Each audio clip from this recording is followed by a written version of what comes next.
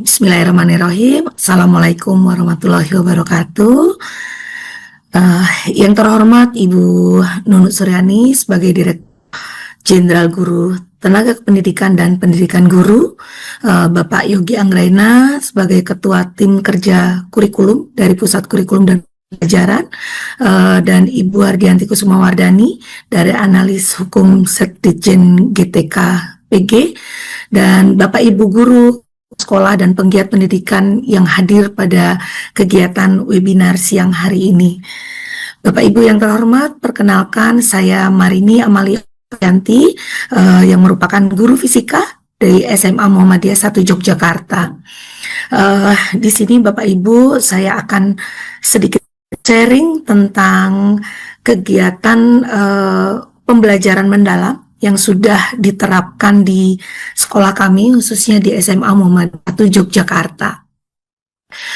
Pada akhir bulan Mei kemarin, alhamdulillah saya diberi kesempatan untuk belajar melihat secara langsung bagaimana penerapan pembelajaran mendalam di Sydney bersama Pak Yogi. Kami ke sana dan ternyata dari apa yang saya lihat di sana, beberapa kegiatan pembelajarannya itu sudah diterapkan di sekolah kami, Bapak Ibu.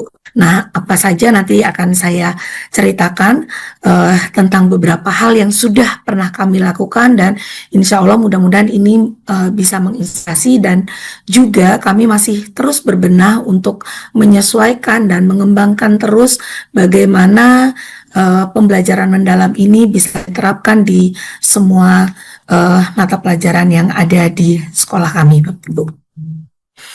Nah, Bapak Ibu, di sekitar 5 tahun yang lalu, Bapak Ibu, kami di sekolah kami itu ada beberapa pemikiran terkait dengan masukan di murid-murid kami, yang mana karena sekolah kami adalah sekolah Muhammadiyah yang notabene ada pembelajaran selain kurikulum nasional, kami juga ada kurikulum Ismuba, keislaman, Muhammadiyah, dan bahasa Arab sebagai program mata pelajaran tambahannya, yang tentu saja ini menjadikan beban belajar murid itu menjadi lebih banyak gitu.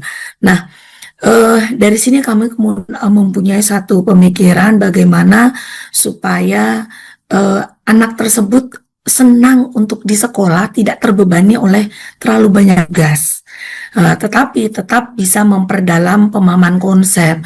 Jadi murid-murid masih mampu memahami mata pelajaran dengan penggalian konsep, bukan hanya menghafal, kemudian juga mampu menghubungkan materi-materi dengan teori lintas mata pelajaran yang relevan, lalu bagaimana menerapkan pengetahuannya pada kehidupan sehari-hari. Jadi merancang solusi kreatif aplikatif itu untuk memecahkan masalah dan mengembangkan keterampilan proyek terpadu interdisipliner. Jadi mengintegrasikan konsep dari beberapa mata pelajaran untuk mengerjakan proyek yang mempunyai tema-tema yang sama begitu. Dan ini kami harapkan juga dengan ini murid kami mampu berkolaborasi, lebih mengeksplor kolaboratifnya dan minatnya untuk bisa menghasilkan produk ataupun solusi-solusi yang bermanfaat dan dekat dengan kehidupan sehari-hari. Nah, dengan ini kami harapkan bahwa beban tugas murid itu menjadi lebih berkurang karena tugas dan penilaian itu sudah terintegrasi dengan satu tema. Nah, selain itu kami juga dengan cara ini kami ingin bisa mendorong kemandirian dan kreativitas dari murid-murid kami sehingga bisa membangun soft skill mereka dan tentu saja mengembangkan dengan literasi abad 21-nya.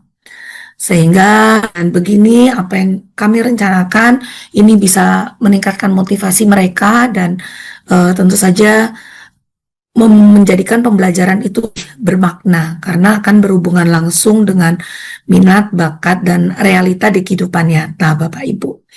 Nah, dengan pemikiran seperti itu, sekolah kemudian membentuk suatu tim yang mulai memetakan mana nih mata pelajaran yang bisa kita gabungkan untuk bisa menjadi satu tema dan terintegrasi dalam tugas juga penilaian.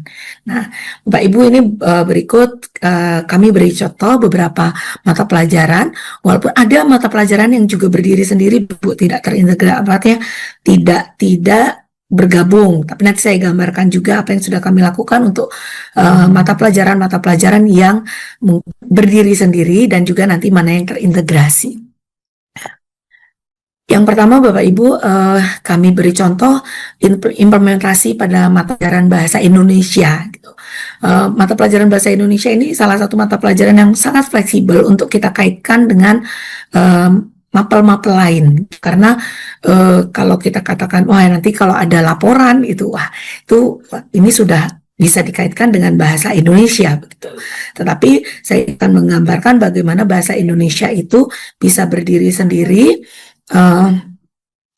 untuk mengaplikasikan pembelajaran dalam. Nanti ini sekedar sharing Bapak Ibu, nanti pasti di pelajaran-pelajaran lain yang mungkin Bapak Ibu juga pernah lakukan, itu mungkin juga sudah dilakukan. Karena pada intinya adalah bagaimana implementasi pembelajaran mendalam ini adalah mengkaitkan dengan kehidupan nyata, kemudian sehingga anak itu bisa merasakan langsung gitu, mengalami langsung, dan itu dekat dengan kehidupan sehari-hari mereka. Nah, untuk mata pelajaran bahasa Indonesia ini Bapak Ibu, saya mengambil salah satu contoh kasus yang sudah dilakukan oleh guru kami dengan materi argumentasi gitu. Di sini di mana di awal itu murid diberikan pretest ini sebenarnya bukan seperti pretest, tapi ada pernyataan pemantik yang kemudian pernyataan ini murid-murid bisa melakukan argumentasi gitu. Sekedar saja membandingkan A dengan B, mana yang kemudian kita buat satu pernyataan. Bagaimana dengan pendapat kalian? Nah, ini di sini akan mulai terjadi debat ringan dari apa yang dilakukan oleh murid-murid. Selanjutnya nanti mereka akan menyampaikan inti dari argumen yang disampaikan oleh teman-temannya. Jadi ada temannya yang sudah menyampaikan argumen, nanti teman yang lain itu menyampaikan inti dari argumennya. Lalu berikutnya murid akan diberi LKPD dalam kelompok dan menganalisis satu bacaan begitu, teks argumentasi, di mana nanti tiap kelompok analisis tema yang berbeda-beda.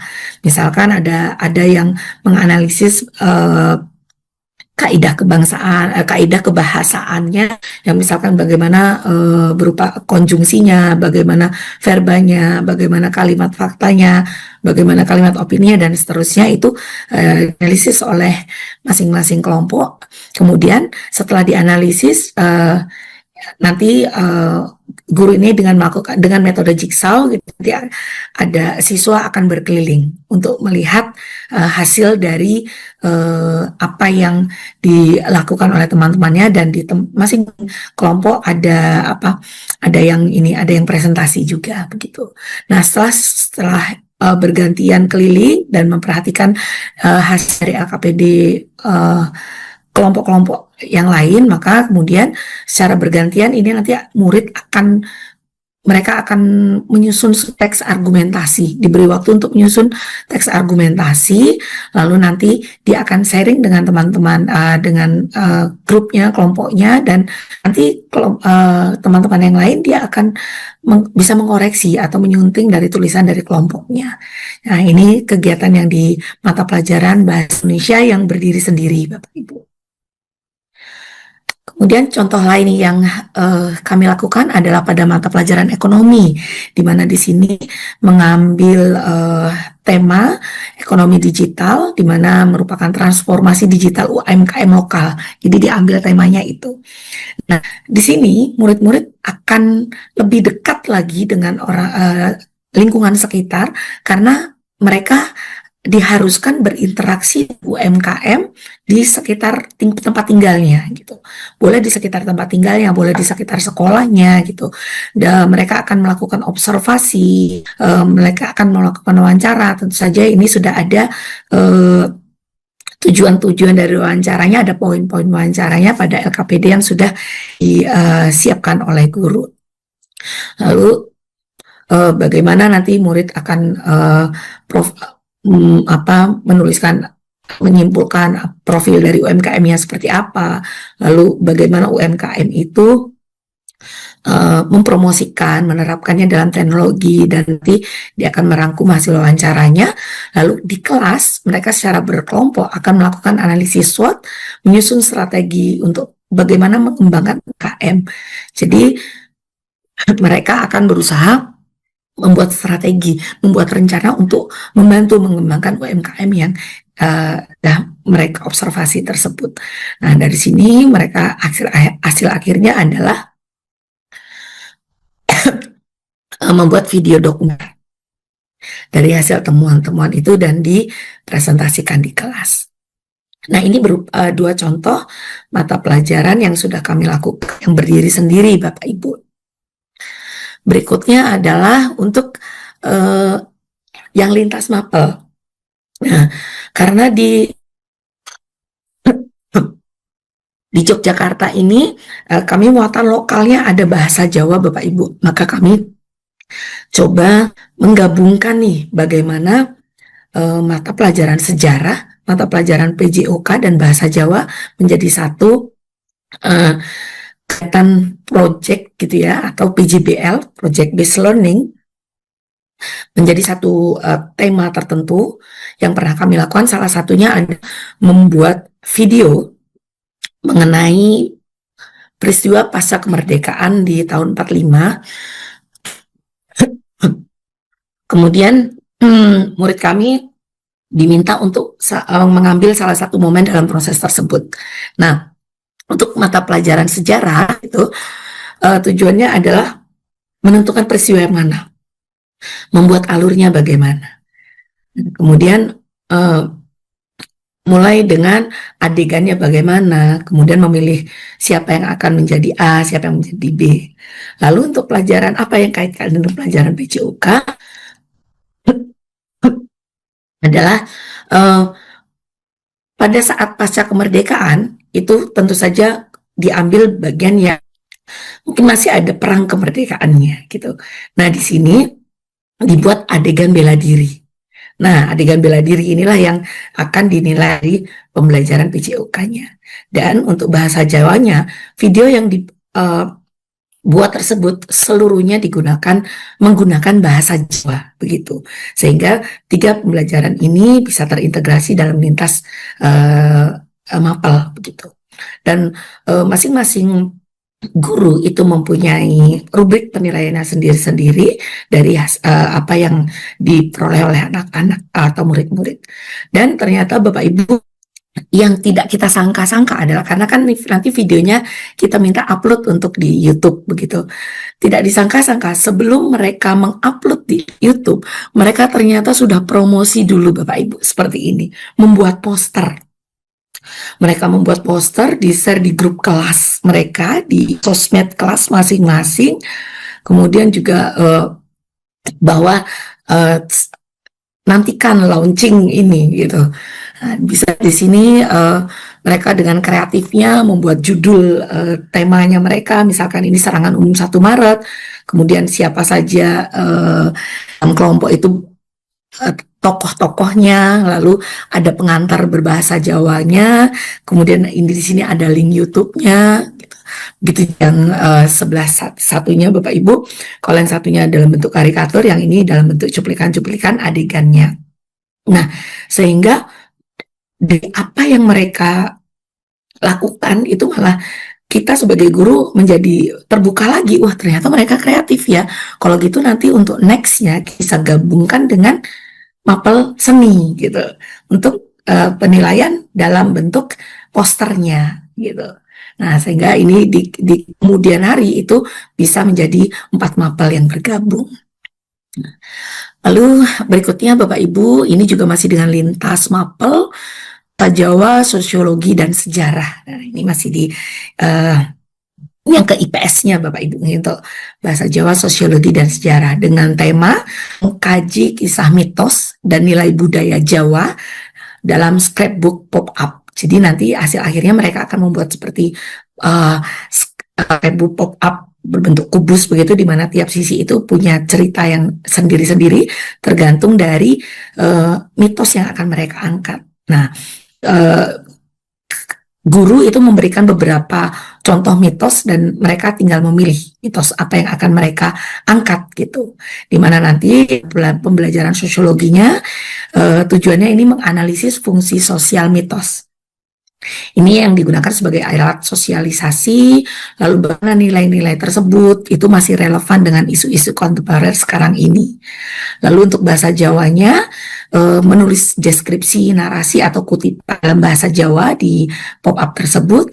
Lalu juga di sana digunakan elemen-elemen aksara Jawanya, ditampilkan elemen aksara Jawanya, tidak hanya sebagai elemen yang dekoratif, tapi juga nanti bermakna. Lalu untuk sejarah, ini menceritakan kembali kronologi mitos itu ditempatkan dalam konteks yang relevan dengan sejarah atau historis dari mitos tersebut. Nah, ini dua contoh, yang pertama lebih umum Bapak Ibu, yang kedua di IPS. Nah, berikutnya adalah lintas mapel untuk ke IPA Bapak Ibu. Di sini ada kimia, biologi, fisika, dan bahasa Indonesia, di mana kami mengambil tema itu pembuatan ekoenzim. Ekoenzim di mana ini merupakan limbah dapur yang bisa menjadi solusi untuk ramah lingkungan. Jadi di mapel kimia ini murid-murid mereka akan membuat ekoenzim. Lalu di dalam proses pembuatan tentu saja banyak indikator-indikator yang bisa dinilai dari pelajaran kimia. Memang utamanya pembuatan ekoenzim itu di pelajaran kimia. Lalu dikaitkan dengan biologinya, ini mengenalkan konsep mikroorganisme terlibat di sana. Lalu setelah ekoenzim itu jadi Bapak Ibu, ini akan menjadi bisa dijadikan pupuk gitu. Dan ini kami terapkan di greenhouse kami. Mereka kelompok-kelompok punya tempat masing-masing di greenhouse untuk menerapkan ekoenzim sebagai pupuk untuk pertumbuhan tanamannya. Nanti tiap pekan itu diukur ketinggian tanamannya sudah berapa. Ini menggunakan hidroponik ya kan, kami ada hidroponik Bapak Ibu. Nah, sedangkan untuk pelajaran fisikanya, ini tentu saja karena ini bentuknya seperti penelitian dari awal pembuatan sampai bagaimana implementasinya, ini masuk di metode ilmiah. Jadi bagaimana nanti penyusunan konsep-konsep atau langkah-langkah ilmiahnya, dan hasil akhirnya dalam bentuk laporan. Tentu saja ini ada kaidah bahasa Indonesia yang akan dinilai bagaimana penulisannya, bagaimana bahasanya, bagaimana IED-nya. Nah, itu implementasi pada lintas mapel di mapel IPA Bapak Ibu. Nah, kira-kira seperti itu Bapak Ibu yang sudah pernah kami lakukan di SMA Muhammadiyah 1 Yogyakarta dalam angka pembelajaran mendalam, dan insya Allah tentu saja kami selalu terus berusaha untuk meningkatkan kualitas pembelajaran kami, sehingga apa yang kami lakukan gitu, anak-anak juga akan mendapatkan hal yang lebih dalam dan tentu saja dekat kehidupan mereka sehari-hari. Kemudian proses belajar yang menyenangkan, bermakna, menggembirakan itu mudah-mudahan bisa tercapai. Terima kasih Ibu. Sekian. Assalamualaikum warahmatullahi wabarakatuh.